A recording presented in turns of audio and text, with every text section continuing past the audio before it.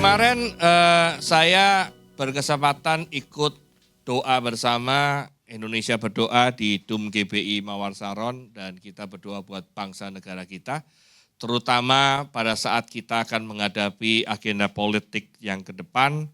Karena kalau kita simak dalam 1 minggu saja, kita bisa melihat berbagai macam gejolak yang terjadi di bangsa ini.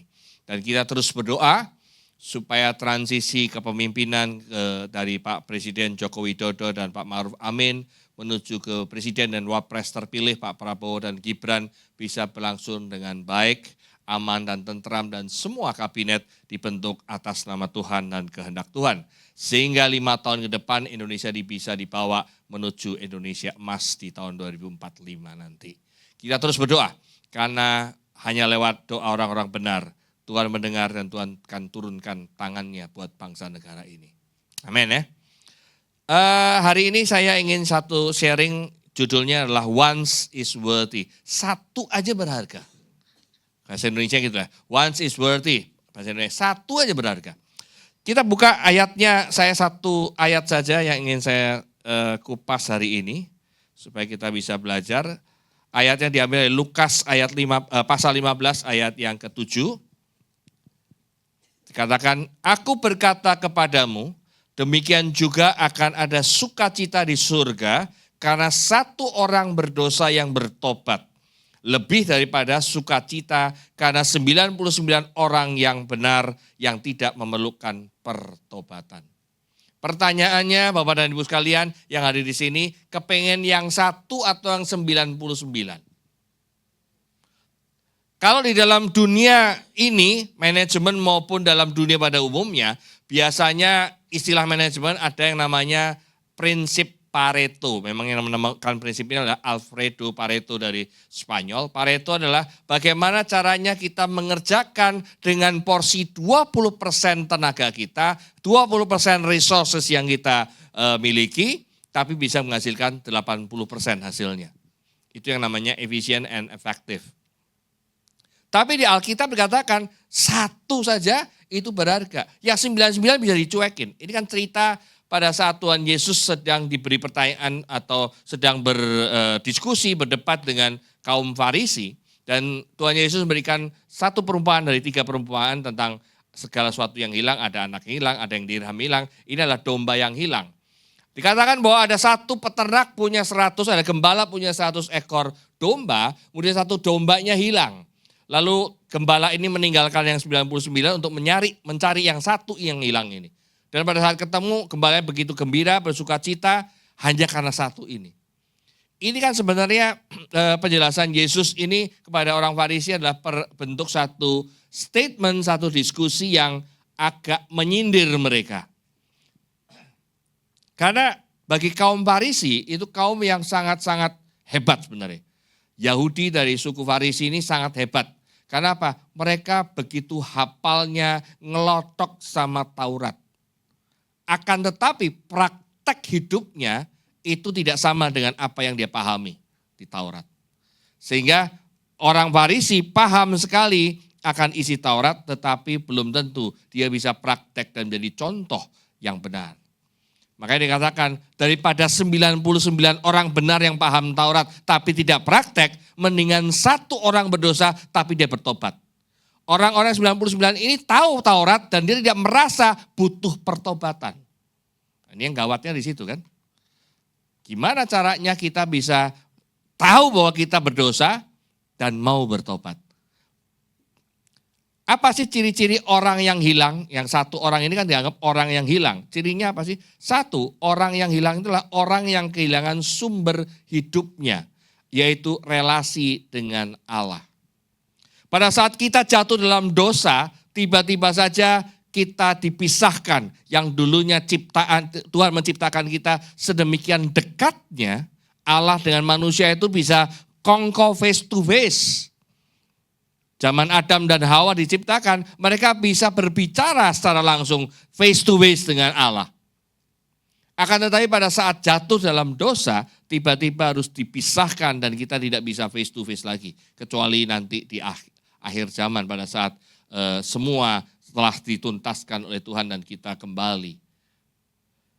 Orang kehilangan kasih Allah karena dosa telah memisahkan manusia dari Allah. Kejadian 3 ayat 23. Lalu Tuhan Allah mengusir dia dari Taman Eden supaya ia mengusahakan tanah dari mana ia diambil. Ayat 24-nya, ia menghalau manusia itu dan di sebelah timur Taman Eden ditempatkannya lah beberapa kerub dengan pedang yang menyala-nyala, menyambar-nyambar untuk menjaga jalan ke pohon kehidupan.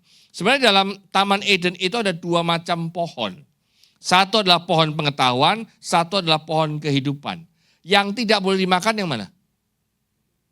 Pohon pengetahuan. Perintah Tuhan adalah semua tumbuh-tumbuhan di sini, buah-buahan yang ada di tempat Taman Eden ini, engkau bisa makan semuanya, kecuali satu aja, yaitu pohon pengetahuan. Betul ya? Jadi pada saat itu sebelum Hawa melanggar perintah Tuhan, sebenarnya Adam dan Hawa boleh makan pohon kehidupan enggak? Ayo, coba dipikirkan lagi. Perintah Tuhan pada Adam dan Hawa, semua tumbuhan dan buah-buahan di Taman Eden ini engkau bisa makan semua, kecuali satu, pohon pengetahuan. Berarti boleh enggak? Boleh.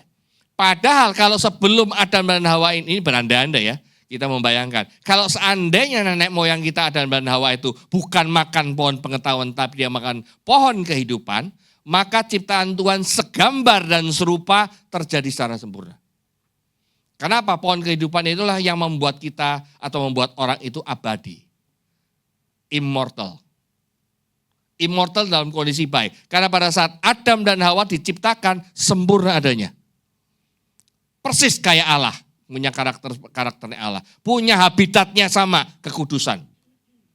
Cuma sayangnya Hawa atau setan, pintarnya setan, memutarbalikkan fakta, memutarbalikkan perintah Tuhan, sehingga akhirnya Adam dan Hawa makan pohon pengetahuan yang dilarang. Nah, itulah yang menyebabkan manusia akhirnya jatuh dalam dosa dan harus dipisahkan dari Allah, supaya dan bahkan sekarang malah lebih parahnya lagi, mereka sudah tidak bisa makan pohon kehidupan. Karena kalau dia sudah dalam kondisi dosa, kemudian makan pohon kehidupan, maka Allah Bapa gak bisa nolong manusia untuk diselamatkan. Karena artinya dia akan abadi dalam dosanya. Makanya pohon kehidupan itu dijaga oleh kerub dan pedang yang menyala-nyala, supaya tidak ada satu orang pun ciptaan Tuhan bisa memakan pohon kehidupan itu. Ya. Manusia memang tetap hidup. Nah, pada saat itu manusia, secara kita semua kan masih hidup nih, masih bisa bernapas, masih bisa menikmati kehidupan. Tapi sebenarnya kita kehilangan kemuliaan Allah. Roma 3 ayat 23 mengatakan demikian kan, bahwa kita memang hidup tapi kita sudah kehilangan kemuliaan Allah. Nah, inilah yang menyebabkan kita menjadi orang yang terhilang. Cuma dari sekitar 7 miliar orang yang ada di dunia ini, berapa banyak sih yang menyadari bahwa kita adalah orang yang terhilang. Bahkan kita-kita yang sudah menerima keselamatan Tuhan saja, sebagai orang Kristen sekalipun, belum tentu kita menyadari bahwa kita adalah orang yang terhilang, yang memang melayak kita untuk memohon pada Tuhan, untuk mohon belas kasihan buat dia, supaya kita bisa diselamatkan terus. Bahkan ada ajaran juga yang mengatakan sekali selamat, selamat seumur hidup. Sehingga akhirnya perbuatan dan perilaku dia seenaknya karena dia sudah merasa selamat. Artinya apa? Memang perintah Tuhan katakan pada saat kita menerima keselamatan dari Tuhan Yesus dan Tuhan Yesus adalah juru selamat kita sebagai Tuhan kita memperoleh keselamatan. Tetapi kita perlu menjaganya, merawatnya, mengembangkan keselamatan kita.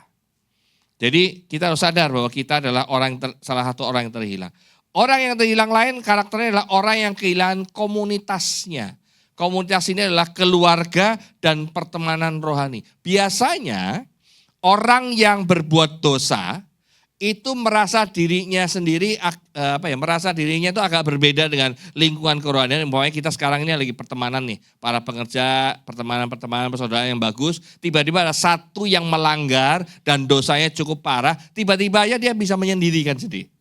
Mulai menyingkir daripada komunitasnya, mulai melipir dikit-dikit, dan akhirnya hilang. Nah, hati-hati, kalau kita memang sedang Nah, kita nggak bisa menjamin bahwa diri kita selalu kudus adanya, kita bisa tetap tidak akan kejeblos. Tapi kalau seandainya suatu saat kita meleset dan kita kejeblos dalam dosa, jangan pernah hindari komunitas kita ini. Karena komunitas kita inilah yang akan bisa menolong kita kembali kepada Tuhan. Justru pada saat kita dosa, saatnya kita bisa duduk bersama dengan komunitas kita, minta didoakan, minta dikonselingin, asal jangan bandel. Dan kita juga mau berubah, teman-teman yang sekitarnya juga bisa menerima mereka. Sama halnya, dosa telah memisahkan manusia dari komunitas terbaiknya, yaitu keluarga dan masyarakat sekitar. Dosa pertama yang memisahkan manusia dari keluarganya adalah dosa Kain dan Habel. Ini kakak beradik loh. Pada saat salah satunya membunuh adik dan kakaknya, dia langsung terlepas dari keluarganya. Terpisah. Nah, ini semakin parah. Walaupun Tuhan pada saat itu masih baik kepada Kain untuk tetap menjaga Kain. Walaupun dia harus bekerja keras dan konsekuensi dari perbuatan masih tetap ada. Tapi Tuhan masih jaga. Manusia memilih hidup dalam dosa pasti terpisah dari Allah. Komunitas mengenal Allah dalam Kristus dan terpisah dari komunitasnya juga. Itu ada di 2 Korintus 6 ayat 1, bagaimanakah terang dapat bersatu dan gelap. Justru pada saat kita ada dalam kegelapan, terkadang memang kita lambat laun, kalau terus kita mengikuti kegelapan, lambat laun kita akan terpisah daripada terang itu. Maka kita harus mau membuka diri, mau menyatakan bahwa kita bersalah, kita akui dan kita minta tolong untuk didoakan dan kita kembali kepada Tuhan. Ciri orang yang terhilang yang ketiga adalah orang kehilangan jati dirinya sebagai ciptaan yang sempurna. Saya katakan tadi di awal, Tuhan menciptakan manusia itu sebagai mitranya dia. Dari semua ciptaan Allah Bapa, hanya manusia yang diciptakan dalam kondisi dibentuk. Hari pertama sampai hari ke-5, cakrawala dia perintahkan saja jadi. Bikin langit, dia perintahkan jadi. Dia bikin hewan, dia perintahkan jadi. Dia bikin tumbuhan, diperintahkan jadi. Tapi khusus manusia, dia bentuk. Saya lupa, ada bahasa Ibrani yang berbeda antara hari pertama ke-5 dan hari ke-6 pada saat diciptakan manusia. Kalau bahasa Indonesia sama, diciptakan. Tapi bahasa Ibrani ada perbedaan. Kalau yang kata diciptakan dalam bahasa Ibrani khususnya untuk manusia, Allah itu melakukan sesuatu, not just saying the words. Enggak cuma mengutarakan perkataannya manusia jadi, tapi Tuhan juga melakukan sesuatu untuk membentuk manusia itu, membuat manusia itu. Jadi kita ini adalah ciptaan yang khusus loh, ciptaan yang utama. Bahkan dia hembuskan napasnya Allah supaya kita sama serupa dengan dia. Menjadi satu kesatuan yang mirip dengan Allah. Karena apa? Dia inginnya manusia itu bukan sejajar, menjadi mitra yang sama dengan dia awalnya. Sebagai mitra dan ciptaan harusnya kita taat. Akan tetapi sayangnya dosa pertama manusia itu bukan perzinahan, tetapi ketidaktaatan. Itu. Jadi hati-hati terhadap kata taat dan ketidaktaatan. Kita harus taat terus. Taat kepada Tuhan. Karena itu dosa pertama manusia. Nah itulah yang harus kita lakukan. Kita sekarang lagi mengembalikan jadi diri kita yang tadi diciptakan dengan sempurna. Kemudian karena dosa menjadi tidak sempurna, kita harus mengubah diri kita dan mau diubahkan supaya menjadi sempurna kembali. Untuk bisa bersatu dengan Allah Bapa di surga. Sampai di zaman perjanjian lama, Tuhan Allah Bapa kita berjuang luar biasa untuk bisa tetap berkomunikasi dengan manusia melalui bangsa pilihannya yaitu Israel. Pada saat itu Israel adalah satu-satunya negara kerajaan yang tidak punya raja. Karena rajanya adalah Allah Bapa sendiri. Sampai suatu saat bangsa Israel minta raja. Jadi pada prinsipnya bangsa Israel dipilih Tuhan itu adalah menjadi kerajaan di mana rajanya adalah Allah Bapa sendiri. Itu adalah kehendak Bapa yang hakiki sebenarnya itu. Akan tetapi bangsa Israel memberontak dan minta raja manusia. Allah Bapa katakan oke, dikasihlah raja. Raja pertama adalah Raja Saul, kedua adalah Daud, Salomo, dan selanjutnya. Tapi justru pada saat dipimpin oleh Raja manusia, manusia semakin up and down kondisi kerohaniannya. Gitu ya. Jadi itu perjanjian lama. Pada saat raja-raja itu zaman sebelum raja ada nabi-nabi, ada imam, kemudian ada raja, ada imam. Terus menurut ada beberapa orang yang dipilih Tuhan untuk menjadi juru bicaranya Allah kepada manusia. Sampai suatu saat dipikirkan atau Tuhan memikirkan gak cukup cuman ini aja. Allah harus menurunkan firman-Nya untuk menjadi manusia itu Yesus Kristus. Itu adalah salvation yang directly dilakukan oleh Allah Bapa kepada manusia. Tapi nggak bisa selesai juga. Justru pada saat perjanjian baru ini, kita diberikan Roh Kudus untuk selalu mengingat dan membuat kita tetap mau mempertahankan keselamatan kita dan mengkaryakan keselamatan kita. Sampai suatu saat Allah Bapa akan bertemu kita face to face. Nah, pertanyaannya, next slide. Mengapa satu orang berdosa lebih berharga daripada 99 orang benar yang tidak memerlukan pertobatan? Matius 7 ayat 21, 22, 23, 24 itu cukup jelas mengatakan bahwa di akhir zaman nanti banyak orang akan berkata Tuhan, Tuhan. Bahkan banyak orang akan bisa menyembuhkan orang sakit, membangkitkan orang mati, dikatakan itu aku lakukan atas nama Tuhan. Akan tetapi Tuhan katakan, aku mau terus terang, aku tidak pernah mengenal engkau. Kalau orang yang bisa melakukan itu, berdoa orang sakit sembuh, orang mati dibangkitkan, tentunya adalah orang-orang percaya dong ya. Bukan orang yang tidak percaya bisa melakukan itu. Walaupun orang tidak percaya bisa melakukan itu, tapi dengan klinik ya, dengan perdukunan bisa. Tapi kelihatannya di ayat Matius ini adalah orang-orang percaya yang melakukan itu. Tapi pertanyaannya kenapa orang percaya yang udah melakukan begitu banyak mujizat, sampai pada at the end pada saat ketemu Tuhan, Tuhan katakan, aku terus terang, aku tidak pernah mengenal kamu, hai orang-orang pembuat kejahatan. Artinya apa? Hati-hati loh. Kita hamba-hamba Tuhan yang punya kuasa seperti itu, hati-hati. Jangan-jangan Tuhan gak ngelihat kita. Gak menghargai apa yang, bukan karena Tuhan gak menghargai, tapi apa yang kita lakukan itu hanya satu kamuflase saja. Karena aslinya kita, Tuhan tahu hati kita. Mungkin manusia ngelihat, oh gila, si A ini kalau tumpang tangan yang sakit bisa sembuh, yang mati bisa bangkit. Luar biasa ini panggilannya, urapannya luar biasa. Tetapi tidak ada orang yang tahu hatinya seperti apa. Yang tahu cuma Tuhan. Persis saya setuju dengan apa yang diungkapkan oleh Pak Ridwan Huta Barat, ya, Pak Pendeta Ridwan Huta Barat. Kalau kita mendoakan orang kemudian menggelepar-gelepar dan bermanifestasi, kita sedang melawan satu iblis yang tingkat kerucuk.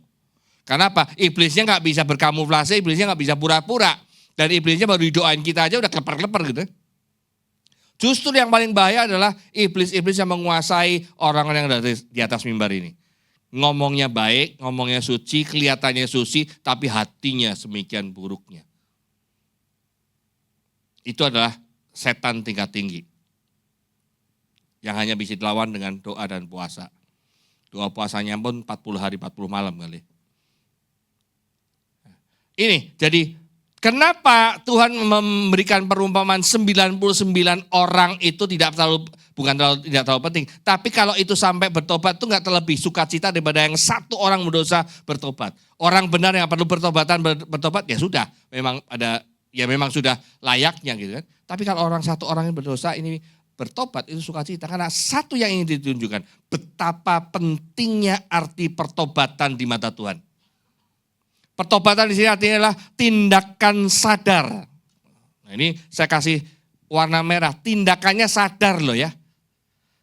Untuk meninggalkan dosa dan kembali kepada Allah. Jadi bukan tindakan gara-gara ada satu emosi tertentu, lagi KKR, ada altar call, kemudian saya bertobat, saya nangis, saya ngelepar dan saya bertobat. Tapi habis KKR balik lagi. Katanya, loh saya bertobat Pak, berbalik 360 derajat. Kalau bertobat berbaliknya berapa? 360 apa 180? Harusnya 180, kalau 360 lagi, namanya balik maning atuh. Harus 180, artinya beda. Saya ngadep ke sana, saya balik lagi ke sono. Nah itu artinya bertobat. Berbalik daripada dosa kita. Bukan balik lagi ke dosa. Pertobatan itu gak cuman dikatakan dan tidak cuman hanya bermanifestasi pada saat kita berdoa dan menerima urapan. Tetapi benar-benar yang paling penting adalah afternya. Next afternya kayak apa? Berubah enggak? Ya kan? Gereja kita punya tema promosi dan kelimpahan. Promosinya meningkat enggak ke tingkat kerohanian kita? Meningkat enggak ke standar hidup kita? Yang tadinya masih banyak kompromi, saya promosi. Beberapa kompromi saya harus singkirkan, saya enggak kompromi lagi. Karena apa? Itu tidak sesuai dengan firman Tuhan. Saat ini, belakangan ini dunia benar-benar selalu dikatakan, ini benar loh Pak, apa baik kok, benar sesuai hukum, tetapi secara moral dan etik itu yang dipertentangkan sekarang. Secara hukum benar, tetapi secara moral dan etik betul atau tidak. Itu sekarang antara benar dan baik, benar dan buruk, baik dan tidak baik, moral atau tidak moral, etis itu saya dipertentangkan saat ini. Seolah-olah ada degradasi moralitas yang ada di kaum manusia saat ini. Karena manusia udah mulai bingung, tingkat moralitasnya udah sampai di sejauh apa. Nah kita sebagai orang-orang Kristen harus menjadi terang buat mereka. Back to the Bible. Back to the God's words. Mana yang benar? Ya. Pertobatan itu penting. Jadi itu yang harus kita perjuangkan terus supaya kita bertobat atau kita bisa membuat orang lain bertobat dengan baik dan kita melakukan gerakan itu. Yang kedua, pada saat pertobatan itu kita lakukan, jangan pernah berpikir bahwa kita bisa melakukannya sendiri. Percaya saya udah sering cerita juga masalah merokok. Kalau orang merokok itu mau berjuang untuk berhenti merokok, tapi perjuangannya adalah atas usaha sendiri, percaya saya, sulit sekali. Sebenarnya pada saat saya merokok berat itu, saya nggak pernah merasain kalau nggak ngerokok, mulut saya asem atau pahit, itu kan statement. Enggak, cuma hanya kepengen aja. Kayaknya kalau nggak ngisep asap nggak asik, nggak afdol gitu. Habis makan, habis ngopi, nggak ngisep asap nggak enak. Tapi rasa mulut biasa-biasa aja. Tapi pada saat saya berjuang atas kemauan dan pikiran saya sendiri, sulit. Diubah ke fisherman's friend lah, buat apa permen lah, tetap aja. Tetapi pada saat kita duduk diam di hadapan Tuhan, Tuhan, I want to give up. Saya mau menyerah terhadap perjuangan saya menghentikan habits merokok saya. Dan aku butuh belas kasihan-Mu Tuhan dan kuasa-Mu untuk menghilangkan kebiasaan itu. Begitu amin, begitu benci ya merokok. Aneh kan ya? Tapi itu hanya kuasa Tuhan dan belas kasihan Tuhan yang mau turunkan. Sekarang saya lagi pergumulan juga, lagi berdoa, dan ternyata Tuhan berikan tanda juga untuk bisa menyetopnya. Jadi kalau ada satu dosa, ada kebiasaan yang menurut kita melanggar firman, tapi kita nggak bisa menghentikan, remember, don't fight yourself. Jangan bertempur sendiri, minta belas kasihan Tuhan. Butuh belas kasihan dan pertolongan kasih karunia Allah, itu pertobatan yang pasti kita berhasil. Ada satu ayat Mazmur 51. Mazmur 51 ini sebenarnya bicara masalah doanya Raja Daud pada saat dia ditegur oleh Nabi Nathan atas peristiwa Beersheba. One day nanti saya akan sharingkan khusus pasal 51 ini karena kita bisa belajar begitu banyak arti pertobatan, tindakan contoh daripada tindakan Daud pada saat melakukan pertobatan seperti apa. Saya ambil satu ayat saja, yaitu ayat pertama. Bahwa dikatakan di sana Daud mengatakan, kasihanilah aku ya Allah, menurut kasih setiamu, hapuskanlah pelanggaranku menurut rahmatmu yang benar. Ini menunjukkan bahwa Daud pada saat menyadari dan disadarkan oleh Nabi Nathan, pada saat Daud melakukan tindakan-tindakan terhadap Bathsheba dan Uria, dia gak sadar apakah itu benar atau tidak, karena sebagai orang yang punya kuasa yang luar biasa, sebagai raja yang luar biasa, he can do it anything. Dan dia merasa benar. Lah saya kan raja, saya nyuruh tentara saya untuk tempur, panglima saya tempur di medan laga kan sah-sah aja. Tapi motivasinya pada saat dia memerintahkan Uria untuk maju ke depan, itulah yang salah. Plus, nanti kalau udah maju, tentara Israel mundur aja. Ya matilah kalau ditinggal satu doang. Memang motivasinya untuk ngebunuh Uria. Dan Nabi Nathan pun menegur Daud tidak directly, menggunakan perumpamaan juga. Sampai Daud marah, kalau orang kayak gitu, usiran, bunuh dia, hukuman mati. Lalu baru Nabi Nathan ngomong, itu kau.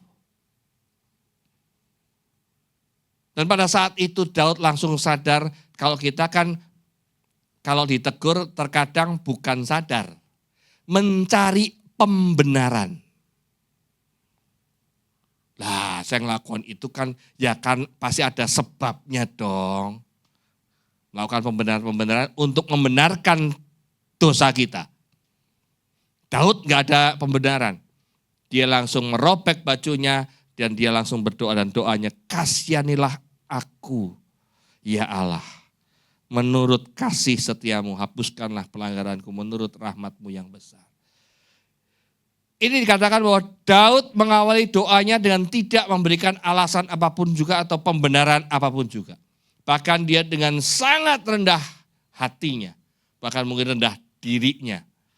Dia katakan, kasihanilah aku. Menunjukkan ketidakberdayaannya, ketidakpantasannya untuk menerima kebaikan Allah. Maka Daud menghibah dan memohon pada Allah. Pada saat Daud sadar, dia tidak melakukan pembenaran, dia merasa dirinya sedemikian jijiknya, sehingga dia merasa tidak layak ada di hadapan Tuhan.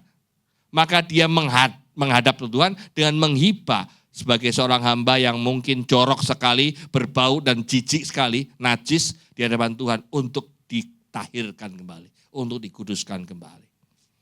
Dan Daud paham dan merasakan kengerian atas dampak daripada dosa.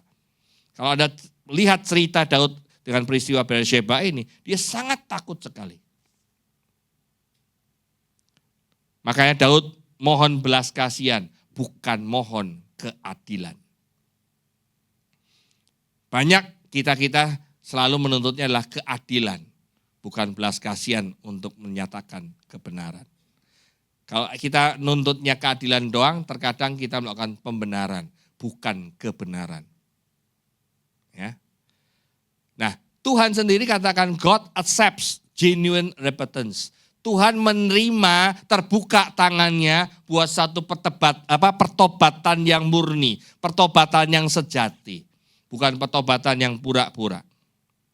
1 Yohanes 1 ayat 9 mengatakan, jika kita mengakui dosa-dosa kita, Dia adalah setia dan adil untuk mengampuni dosa-dosa kita dan untuk membersihkan kita dari semua kejahatan. Just repentance, akui saja dosa kita di hadapan Tuhan dan mohon belas kasihan pada Dia. Hal yang ketiga, kenapa once is worthy? Karena Allah terlebih dahulu mengasihi kita. Apapun yang terjadi, Tuhan hanya menunjukkan bahwa kasih-Nya pada kita sedemikian besarnya. Ya kan? Dosa kita sedemikian parahnya. Kalau kita lihat, saya dengar kemarin ada pada saat doa bersama itu, Pak Bambang Wijaya menunjukkan satu research di Amerika. Saya lupa angkanya yang tepat, tetapi lebih besar yang saya akan sebutin pertama daripada yang kedua. Tentang kasus KDRT di Amerika. Untungnya dia risetnya di Amerika, karena dia baca yang Amerika, bukan di Indonesia. Di kasus KDRT di Amerika, menurut Bapak dan Ibu, banyakkan yang jadi korban cewek atau cowok?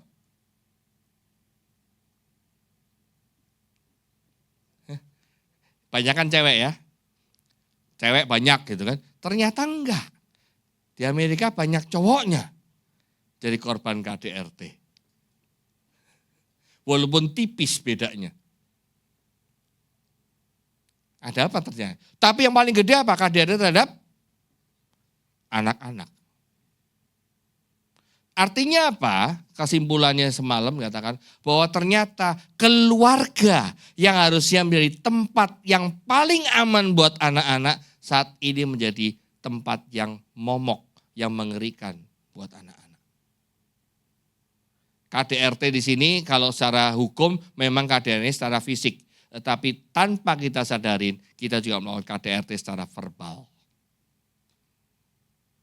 Ya, jadi sedemikian dosanya manusia bergumul, tetapi Allah tetap setia dan mengasihi manusia sedemikian rupanya. Sampai Allah yang harusnya kita puja dan kita muliakan, mau turun dan terus berusaha untuk mengangkat manusia untuk selamat dari dosanya, terlepas dari maut. Ini harus kita sadari bahwa Allah itu mengasihi kita luar biasa. Pertanyaannya, kita menerima kasih Allah itu atau tidak? Mau respon enggak kita? Merespon kasih Allah itu dengan benar atau tidak? Itu yang kita jadi satu pertanyaan dan jadi diskusi buat kita, perenungan kita. Hal yang keempat, keselamatan adalah prioritas utama. Ini juga menyimak dan menyimpulkan dari beberapa kali sharingnya Pak Pendeta Ridwan Utama, katakan mujizat bagus, bahasa roh bagus, tetapi yang paling penting adalah keselamatan. Jiwa kita selamat enggak nanti at the end? Mau terima mujizat kayak apapun juga hebatnya, tapi kalau at the end kita jeblok, ya enggak selamat. Yang paling penting adalah gimana kita selamat dan kita masuk dalam kehidupan kekal. Karena at the end nanti hanya cuma 2 jalur aja. Kematian kekal atau kehidupan kekal. Kita mau pilih yang mana?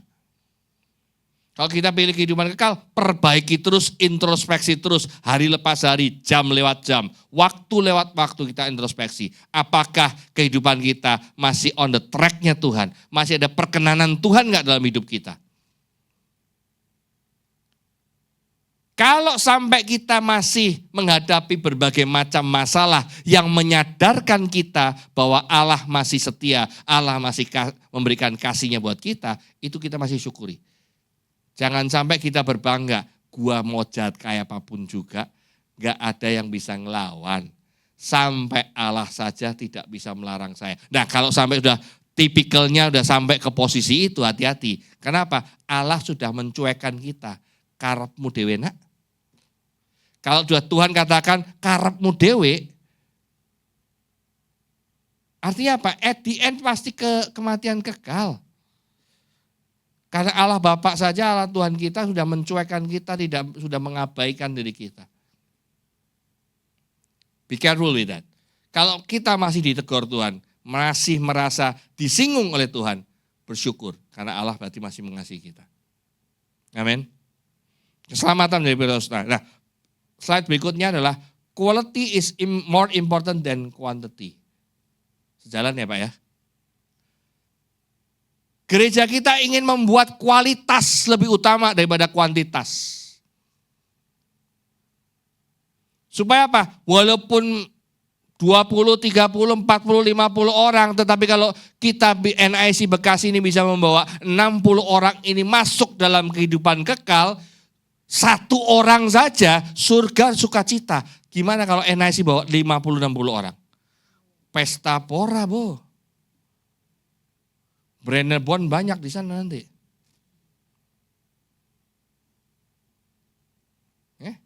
Jadi quality is more important than quantity. Makanya kita juga selalu berbicara.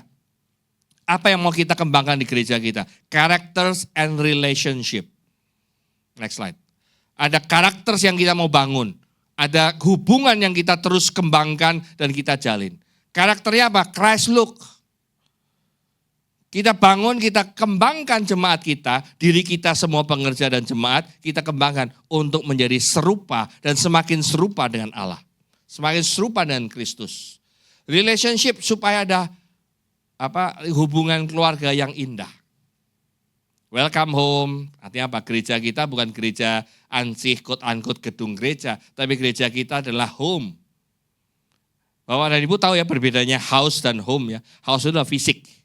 Dan kita nggak mau gereja kita adalah house fisiknya doang. Tapi kita ingin ambience yang ada di rumah itu. Ada home yang ada di situ. Sayangnya bahasa Indonesia sama tuh house sama home. Rumah dua-duanya. Tapi kalau bahasa Inggris clear. House itu fisiknya, home itu adalah apa ya? Nuansa ambience yang di dalamnya itu sangat homey. Nah, kita mau membangun itu supaya relationship kita bagus. Ada dua hal yang kita terus lakukan, kita terus kembangkan karakter melalui kita. Kindness, integrity, trust, and anointed. Terus akan kita kembangkan karakter gereja kita terus, berkembang terus supaya kita pupuk terus dan kita perdalam terus. Dan gak cuma perdalam dalam tataran ortodoksi saja, tapi kita juga mau sampai ke dalam tataran oktopraksia, dipraktekkan, dan oktopati. Ortopati sampai menjadi satu karakter. Artinya head, hand, dan heart-nya selaras. Kalau bicara kebaikan, gak cuma tataran di pikiran orang baik itu kayak apa, kita harus berbuat kayak apa. Tapi kita praktekkan kebaikan, justru sampai suatu saat kebaikan-kebaikan, perilaku kebaikan itu menjadi habits buat kita. Kalau orang lihat di masyarakat sana, ada orang melakukan kebaikan ABC, wah ini pasti jemaat NIC nih. Nah itu kalau sampai orang luar sana bisa melihat itu menjadi karakteristik NIC, kita berhasil Pak. Kalau ada orang parkir dengan rapi, nggak nyelonong-selonong sana, ada lampu merah dia berhenti walaupun di tengah malam, ini kayaknya cuma satu nih, jemaat NIC doang yang kayak gini nih. Ada orang lihat belanja, habis naruh barang di mobil, dia balikin keretanya ke tempatnya. Oh ini masih orang NIC. Kalau sampai masyarakat bisa menilai itu. Wow. Integrity, apa yang diucapin sama. Trust, hanya percaya pada Tuhan. Anointed, benar-benar pengurapan. Kalau itu menjadi ciri khas buat kita semua, orang lain bisa melihatnya dan merasakannya. That's our target. Cell group atau cell community, kita perlu sel ini adalah, memang sel itu adalah kayak komsel, tapi nantinya juga bentuk kayak gitu, kelompok-kelompok kecil. Tapi sel di sini kita punya arti adalah care, empathy, love, and love. Ini adalah satu kelompok-kelompok kecil di mana di kelompok kecil ini bisa terjadi kepedulian, ada cinta, ada kasih, ada tawa, dan ada empati. Saya minta tim musik bisa maju. Sel ini akan dibentuk supaya apa? Bonding kita, keterikatan satu sama lain antar jemaat ini akan semakin kental dan semakin kental menjadi home yang real. Not just perasaan kita homey, tetapi benar-benar we are the part of the home. Inilah our home, inilah tempat kita. Kalau udah bisa seperti ini, maka tidak ada jemaat yang bosan untuk datang ke NIC. Bahkan selalu tanya, ada acara apa lagi NIC ya? Terus kepengen sama NIC, karena di dalam NIC inilah kita banyak gelak dan tawa, banyak sukacita yang terjadi. Demikian sharing saya, mari kita tundukkan kepala kita berdoa. Bapa di surga, kami bersyukur dan terima kasih Tuhan untuk firman yang telah ditaburkan buat kami. Biarlah kami menjadi orang yang memiliki pertobatan yang sejati Tuhan. Kami benar-benar menjalankan pertobatan kami apa adanya di hadapan Tuhan. Dan pertobatan itu kami butuh pertolongan-Mu Tuhan. Kami butuh belas kasihan-Mu dan kasih karunia-Mu. Supaya tangan-Mu menurunkan ke dalam diri kami. Dan pertobatan dan pengkudusan itu bisa terjadi. Biarlah justification, sanctification, dan glorification terjadi dalam kehidupan kami. Sehingga 3 fase itu terus kami alami dan kami semakin hari semakin sempurna. Bila kami dibawa karakter kami semakin serupa dengan Engkau dan komunitas kami semakin erat dan ketat. Semakin akrab sebagai satu anggota keluarga yang indah, penuh keharmonisan dan sukacita Tuhan. Terima kasih Bapa, terima kasih Yesus. Terima kasih untuk firman-Mu, terima kasih untuk kesempatan-Mu. Biarlah apa yang kami dengarkan menjadi rema buat kami, yang akan menyadarkan kami, yang akan mengubahkan hidup kami. Kami serahkan semuanya dalam tangan Tuhan Yesus Kristus yang baik. Kita semua katakan,